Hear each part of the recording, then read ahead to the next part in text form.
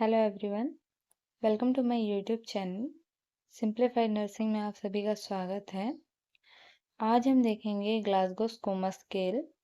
इसमें हम short trick means से ये जो ग्लासगो स्कोमा स्केल है इसको हम कुछ इम्पोर्टेंट निमोनिक्स के थ्रू डिस्कस करेंगे जो आपको हेल्प करेगा इस स्केल को इजीली रिमेम्बर करने में। और किसी भी पेशेंट में अगर आपको यह स्केल एसेस करना है तो इजीली आप कर सकेंगे। तो वीडियो को एंड तक ज़रूर देखें। स्टार्ट करते हैं। Glasgow coma scale first publish by Teasdale and Jennett in 1974। तो ये जो स्केल है ये फर्स्ट टाइम पब्लिश हुआ था 1974 में। Standardise method of measuring the patient impaired consciousness and assessment of coma. तो ये एक स्टैंडर्डाइज मेथड होता है मेजर करने का पेशेंट के इम्पेयर्ड कॉन्शियसनेस को, और साथ ही साथ पेशेंट कहीं कोमा में तो नहीं है ये असेसमेंट करने के लिए भी हम GCS स्केल का यूज़ करते हैं। इसको शॉर्ट फॉर्म में GCS स्केल करके भी कहा जाता है।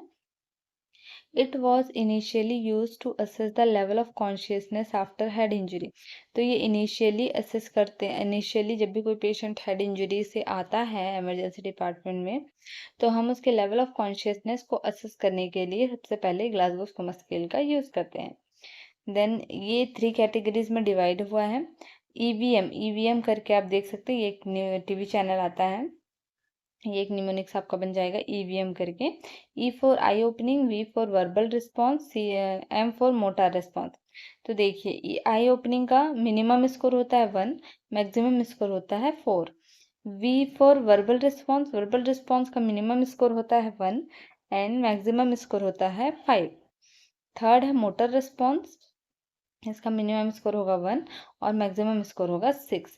तो इसके हिसाब से अगर हम देखें तो ग्लासगो स्कोमा स्केल का सबसे मिनिमम स्कोर होता है 3 और सबसे मैक्सिमम स्कोर होता है 15। तो 1 बाय 1 जो आई ओपनिंग है इसमें जो 4 कंपोनेंट है क्या क्या है जिसके अकॉर्डिंग हम रेटिंग करते हैं। वर्बल रिस्पॉन्स के जो 5 कंपोनेंट है क्या है जिसके अकॉर्डिंग हम रेटिंग करते हैं। देन मोटर रिस्पॉन्स के 6 कंपोनेंट क्या है जिसके अकॉर्डिंग हम रेटिंग करते हैं। इनको हम विथ इजी निमोनिक्स के थ्रू देखेंगे।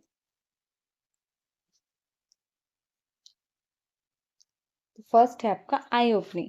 आई ओपनिंग के लिए आपका निमोनिक्स है ESPN करके एक स्पोर्ट्स चैनल आता है, तो आप इससे भी याद कर सकते हैं, है ना। मैक्सिमम हम क्रिकेट देखने के लिए हम इस चैनल को यूज़ करते हैं, जो क्रिकेट लवर है वो स्पेशली ESPN जानते होंगे। तो E for spontaneous I opening, है ना।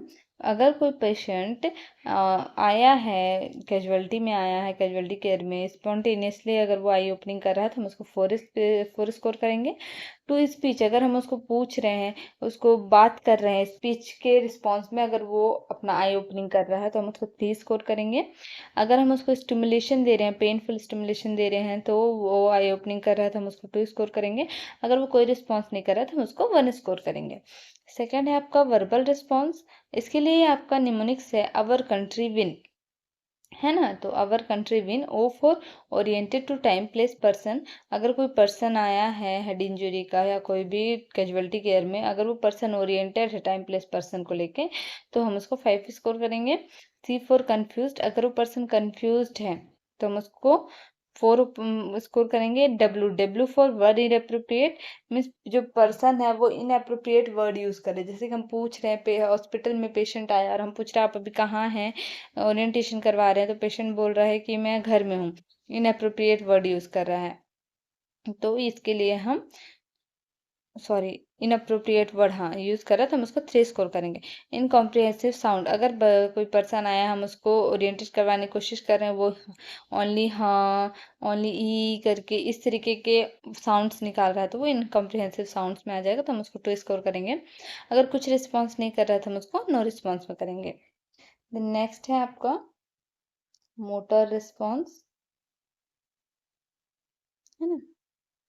आपका मोटर रिस्पॉन्स में आ जाएगा mnemonics can't live without fan, है ना। तो सी फॉर ओबे कमांड, जो पर्सन है उसका मोटर रिस्पॉन्स चेक कर रहे हैं, हम जो बोल रहे हैं हाथ हिलाओ करके, पैर हिलाओ करके, लिफ्ट करो करके, तो पेशेंट अगर रिस्पॉन्स कर रहा है, कमांड को फॉलो कर रहा है, तो ओबे कमांड में हम उसको 6 रिस्पॉन्स करेंगे। पेशेंट को अगर कमांड को फॉलो करने में दिक्कत हो रही, लोकलाइज पेन है, तो हम उसको 5 रिस्पॉन्स करेंगे। पेशेंट को अगर हम पेशेंट को अगर हम रिस्पॉन्स कर रहे हैं, विड्रॉल फ्लेक्शन कर रहा है, वो फ्लेक्शन अपने हाथ पैर को हम कह सकते हैं कि झटकार दे रहा है, तो इस तरीके से रिस्पॉन्स करने से 4 रिस्पॉन्स करेंगे, 4 रिस्पॉन्स स्कोर करेंगे। फ्लेक्शन अब नॉर्मल, अगर पेशेंट को हम फ्लेक्शन करवा रहे हैं, वो अब नॉर्मली फ्लेक्स हो रहा है उसका हाथ पैर, तो हम उसको 3 स्कोर करेंगे। एक्सटेंशन में अगला है आपका ए फॉर एक्सटेंशन, एक्सटेंशन अगर अब नॉर्मल है तो हम उसको 2 स्कोर करेंगे। एन फॉर नो रिस्पॉन्स, अगर नो रिस्पॉन्स है तो हम उसको 1 स्कोर करेंगे। तो ये हो गया आपका 3 कैटेगरी जिसका हमने 1 बाय 1 देखा। अब देखते हैं हम स्कोर। तो हमने देखा वहाँ पे कि इसका मैक्सिमम स्कोर होता है 15। 15 अगर स्कोर आ रहा है तो फुल्ली अलर्ट है, वेल ओरिएंटेड है पर्सन, है ना। और सबसे मिनिमम स्कोर होता है 3। तो अगर स्कोर 3 आ रहा है तो लोएस्ट पॉसिबिलिटी स्कोर है, इंडिकेट डीप कोमा, पेशेंट जो है वो डीप कोमा में है।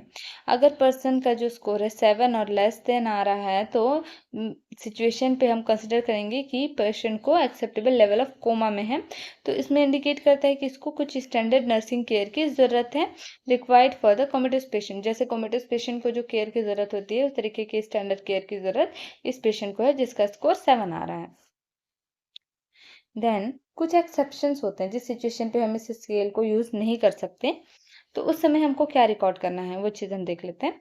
Record see if I close by swelling, तो अगर आई स्वेलिंग से क्लोज्ड है तो उस सिचुएशन पे हम आई ओपनिंग देख ही नहीं सकते, तो उस सिचुएशन पे हम सी रिकॉर्ड करेंगे और एनटी नॉट टेस्टेबल करके रिकॉर्ड करेंगे। अगर patient is not verbalized means if they are intubated और under tracheostomy, record not testable. अगर हमको वर्बल रिस्पॉन्स चेक करना है और पेशेंट वर्बलाइज नहीं कर पा रहा है, इंटुबेटेड है या ट्रैकेस्टोमी में है, तो हमको उस टाइम पे एंटी रिकॉर्ड करना है।